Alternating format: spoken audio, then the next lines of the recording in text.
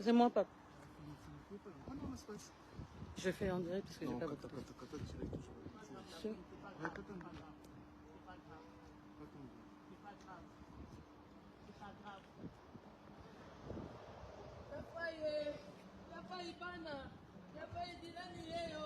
Il est où le téléphone?